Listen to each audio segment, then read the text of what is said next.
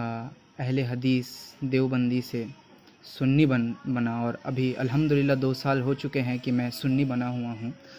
तो मैंने उनसे वादा किया है कि मैं आज एक वीडियो उनको ज़रूर भेजूँगा जहाँ पे मैं बयान करूँगा कि मैं कैसे एक गैर मुक़ल्लिद से, जबकि मैं 2 साल गैर मुक़ल्लिद रह चुका था और पूरे दम में मैं गैर मुक़ल्लिद था, जैसे कि आप बोल सकते हैं कि कट्टर गैर मुक़ल्लिद था। फिर भी मैं कैसे सुन्नी बना, क्या चीज़ वो थी जो मुझे इंस्पायर किया, या क्या चीज़ें वो थी जो मेरी आँखों को खुली, ये सब के ऊपर ही मैं बात करूँगा। तो जैसे कि आपको पता है कि गैर मुक़ल्लिदों का सबसे बड़ा अल्लामा इस वक्त जो है वो डॉक्टर ज़ाकिर नाइक हैं। मैं कभी ऐसा हुआ करता था कि हर दिन उसका वीडियो देखता था, उसके तकरीरें अच्छे लगते थे क्योंकि वो साइंस के ऊपर कुछ बातें करता था, किस नॉर्मल इश्यूज़ पे बात करता था। तो जो ज़्यादा बड़े मसाइल थे उसको हम इग्नोर करके जाते थे। तो पहले तो मैं बस इतने में ही सीमित था कि हाथ को ऊपर बांधना है, आमीन ज़ोर से बोलना है, लेकिन बाद में भी मेरे अंदर कुछ खामियां आने लगी, मैं और दूर जाने लगा। हाँ, अल्हम्दुलिल्लाह शायद कभी रसूल की गुस्ताखी नहीं की थी, इसी वजह से अल्लाह का करम हुआ और मैं आज फिर से सुन्नी बन चुका हूँ। मेरा तो हाल ये है कि मेरे जो अम्मू हैं उनके खुद दादाजी पीर साहब हैं, इंतकाल वो कर चुके हैं, उनका मज़ार है उर्स शरीफ होता है। मेरा पूरा ख़ानदान सुन्नी है, लेकिन मैं ही एक वाहिद ऐसा लड़का था अपने ख़ानदान में जो गैर मुक़ल्लिद बन चुका था, वो भी अपने कुछ दोस्तों के साथ। आज अल्हम्दुलिल्लाह वो भी गुमराही से बाहर हैं और मैं भी गुमराही से बाहर हूँ। तो आपको बताता हूँ कि मैं कैसे और क्या-क्या चीज़ देख के उस गलत रास्ते से सही रास्ते पे आया हूँ। तो वो जो पहला चीज़ था जिसने मेरे को हिला डाला कि मैं ही कितना गलत हूँ और मैं ही गलत रास्ते पे हूँ, मेरे अब्बू अम्मू सही रास्ते पे हैं। ये सुन्नी उलेमा जिनको हम देखते हैं, जिनसे हम झगड़ा करते हैं, हमारे मस्जिदों में जो अल्हम्दुलिल्लाह हमारा वो मस्जिद सुन्नी मस्जिद है, वहाँ के इमाम से जो मैं झगड़ा करता हूँ वही सब ठीक है और मैं कैसे गलत हूँ। तो बात है 2 साल पहले की, जब मैंने एक हकीकत किताबेही.com बोल के वेबसाइट से confession of a British spy and British enmity against Islam बोल के एक किताब को पढ़ा था।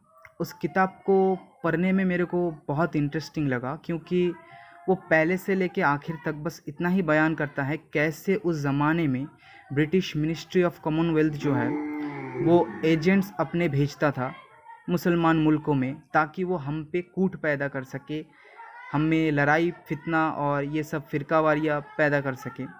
तो उन्हीं में एक था हेम्फ्रे, और उसी का लिखा हुआ है ये कन्फेशन जो उसने मरने से पहले लिखा था, और ये तुर्किया से छप के आती है। तो उसमें उसने बताया कि कैसे वो जब वहाँ पे इराक़ या ईरान, शायद वो मुझको ज़रा पता नहीं, लेकिन कैसे वो इब्ने अब्दुल वहाब नजदी से मिला। जब वो छोटा था, इब्ने अब्दुल वहाब नजदी शायद 18 साल का ना हुआ था, तब से उसको पहचानता था। कैसे उसको मैनिपुलेट किया, क्या क्या उसको सिखाया ये गया कि तुम जाके दीन फैलाओ और दीन में कहो कि तुम जो कहो वो सही है और जो ये सब कर रहे हैं वो शिर्क है। तुम कहो कि कुरान को कोई भी पढ़ के समझ सकता है। एक बात गौर करने लायक है, हम डॉक्टर इंजीनियर बनने के लिए तो बहुत सारा पढ़ाई करते हैं, बहुत सारा पैसा भी खर्च करते हैं, लेकिन दीन सीखने के लिए, दीन समझने के लिए पैसा हम खर्च करना भी नहीं चाहते। लेकिन समस्या वो भी नहीं है, ये है कि हम सोचते हैं कि डॉक्टरी पढ़ने के लिए तो हमको मोटी मोटी किताबें पढ़नी पड़ेगी, बहुत सारी किताबें पढ़नी पड़ेगी, लेकिन कुरान कोई अदना सा बच्चा भी समझ जाएगा। आजकल तो आप देखते हैं वहाँ भी लोग करते भी क्या है, छोटे छोटे बच्चों को वो लोग अपनी इमाम बना रहे हैं, उनके पीछे नमाज़ पढ़ रहे हैं, कभी लड़की के पीछे नमाज़ पढ़ रहे हैं। तो वो लोग बोलते हैं कि कोई भी कुरान का एक तर्जुमा उठा ले, बस समझ ले और हो गया, आलिम की ज़रूरत ही नहीं है दीन सीखने के लिए। ये चीज़ मेरे को अच्छी नहीं लगती थी, ये मेरे को उनमें खामी लगी। हाल तो यहाँ तक ही है कि ये जो वहाबी लोग हैं, ये मेरे को ज़रा देर से पता चली कि ये मानते हैं माज़अल्लाह अस्तग़फिरुल्लाह कि अल्लाह का हाथ है, अल्लाह का पैर भी है, पिंडली भी है, ये सब ये मानते हैं, आँख भी है और चेहरा भी है, ये सब ये मानते हैं, जो सरासर एक कुफ्री अक़ीदा है। इन कुफ्री अक़ीदों से बचने के लिए ही शायद मैंने अहले सुन्नह वल जमात का दामन थामा है, और मेरे को पहले दिन से पता था कि ये सब अकीदा गलत है, लेकिन मेरे को ये नहीं पता था कि वहाबी लोग ऐसा भी सोचते हैं कि वो मुतशाबिहत जो आयत होती है उन मुतशाबिहत आयत को मुतशाबिहत नहीं समझते और उनका एज इट इज़ जो मीनिंग होता है वही लेके गुमराहियत फैलाते हैं और ख़ुद भी गुमराह होते हैं। मुनाजरा तो ये करते नहीं, मुनाजरे में हर वक्त हार जाते हैं। यूट्यूब में मैंने बहुत सारे वीडियो देखे जहाँ पे ये मुनाजरा हारते हुए भागते हुए दिखाई दिए हैं। हमारे श्रीलंका के एक शेर हैं जो हाफिज़ एहसान कादरी नाम से जाने जाते हैं। उन्होंने जाकिर नायक को एक मर्तबा पकड़ लिया था और उनसे सवाल पूछा था कि कुरान में वो कहाँ है 25 आयतें जहाँ पे आपने कहा कि वसीला लेना हराम है।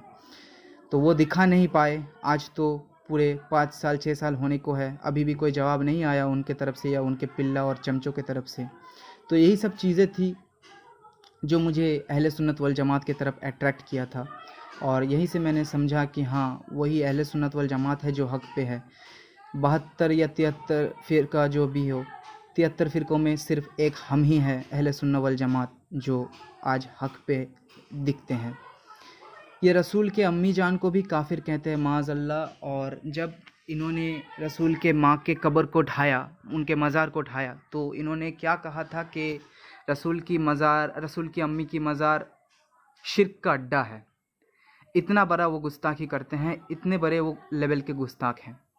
तो यही सब समझ में आया धीरे धीरे कि मैं कहाँ पे गलत था और वो लोग कहाँ चालाकी करते थे। हाँ, अल्हम्दुलिल्लाह कि मुझे समझने में आसानी हुई, अल्लाह ने समझाया। लेकिन मैं उधर था तो उधर वाले क्या चालाकी करते थे ये समझ में आया और उधर वाले कैसे बरेलियों को टारगेट करते थे, कैसे बरेलियों के अंदर फूट डालते थे, ये भी समझ में आया। इज़राइल से इनकी लगाव बहुत अच्छी है। देखिएगा आप, ये सऊदी वाले जो निकी मिनाज का नंगा नाच नचा रहे हैं वहाँ पे रियाद में, इनका पटती तो बहुत है इज़राइल वालों से, इनकी दोस्ती, यही सब चीज़ें हैं जो आपको समझनी पड़ेगी। और आखिर में तो बस इतना ही है, यही बोले सिदरा वाले चमने जहाँ के थाले, सारे मैंने छान डाले, तेरे पाए का ना पाया, तुझे यक ने यक बनाया। हमको रसूल का गुस्ताखी करके कुछ मिलने वाला नहीं है सिवाय जहन्नम के। तो आओ नौजवानों, हम सब सिर्फ़ और सिर्फ अहले सुन्नत वल जमात का दामन पकड़े, पीर के दामन, गौस का दामन, ख्वाजा का दामन थाम ले और सही रास्ते पे चले, क्योंकि आखिरत में यही हमारे काम आने वाले हैं, यही हमारे लिए सिफारिश करेंगे। रसूल अल्लाह तो हमारे गुनाह कबीरा के लिए सिफारिश अल्लाह से करेंगे ही, लेकिन गुनाह सगीरा और जो छोटे छोटे गुनाह हैं वो भी हमारे धुल जाएंगे अगर हम पीर का दामन और ख्वाजा का दामन पकड़े रखें।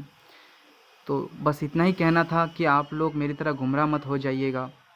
मुझे समझने में थोड़ा टाइम लगा कि मैं कहाँ पे गलत था और क्या क्या मैंने गुमराहियत की है, लेकिन अल्हम्दुलिल्लाह अब मैं सुन्नी बन चुका हूँ। मेरे पूरे ख़ानदान वाले सुन्नी हैं। मैं उनसे झगड़ा करता था, यहाँ तक कि मैं अपने माँ बाप को भी मुशरिक समझता था, काफिर समझता था, लेकिन मैं गलत था। मैं उस समय शायद कुफर में डूबा हुआ था, लेकिन आज मैं पक्का सुन्नी हूँ। टन सुन्नी हम सब बने रहें, यही दुआ होगी। आप हमारे लिए दुआ कीजिएगा, हम आपके लिए दुआ करेंगे अल्हम्दुलिल्लाह। लेकिन मैं अगर एक ऐसी शख्सियत है उनका नाम ना लूँ तो ये वीडियो का मकसद पूरा नहीं होगा। फ़ारूक खान रज़वी साहब हैं जिन्होंने मुझे इंस्पायर किया है, मैं उनको अपना सब कुछ मानता हूँ। ज़िंदगी में उनसे मिलने की ख्वाहिश भी रखता हूँ। उनका वीडियो आप ज़रूर